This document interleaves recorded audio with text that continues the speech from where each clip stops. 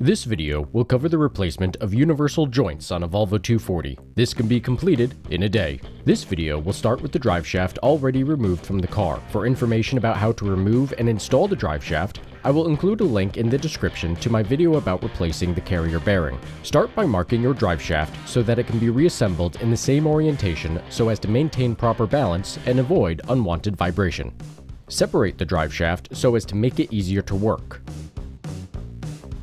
Remove the spring clips securing the U-joint caps. You may need to spray some oil and dislodge them with a pick before they can be removed. There are two methods that I tried to remove the U-joints.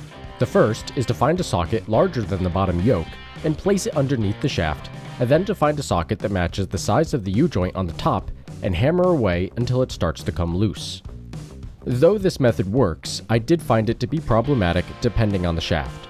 It seems on some shafts that if only one cap is removed, without the other also being dislodged, the U-joint will not clear the yoke and be very difficult to remove. On some other shafts, this didn't seem to be a problem. The easier method is to use a tool like this puller made by Lyle.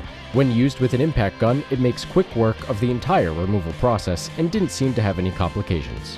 Start with a pair of caps on one yoke. Once the first cap has bottomed out, use a pair of pliers to remove the cap. Then flip the shaft over and repeat on the opposite side. When the U-joints are all removed, use a file to deburr the inside edges of the yokes. These burrs are formed during the removal process. Clean the mounting points and clip channels and add some lubricant. Inspect your new U-joint for proper fitment. I have used the GKN U110 U-joint on multiple 2-inch shafts without any issues. Spicer U-joints don't seem to fit due to their placement of the Zerk fittings.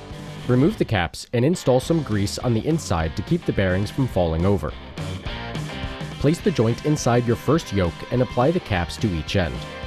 Alternate tapping each side so as to seat the U-joint within the caps. The caps should tap in relatively easily. If you encounter unusual resistance or the cap will not completely seat, a bearing on the inside may have collapsed, which will require the cap to be removed and the bearing reseated with a small screwdriver or similar. Once the caps are fully seated, apply your clips onto either end. The process will then have to be repeated for all of the other U-joints. Once all U-joints are complete, reassemble your driveshaft. Next, install your Zerk fittings and apply grease via a grease gun until grease starts to seep from the U-joints.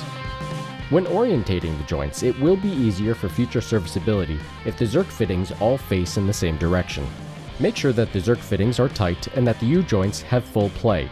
If they feel a little stiff, gently tap the sides with a hammer to make them come loose. After that, you're all done and ready to install back into your car. Enjoy your Volvo 240.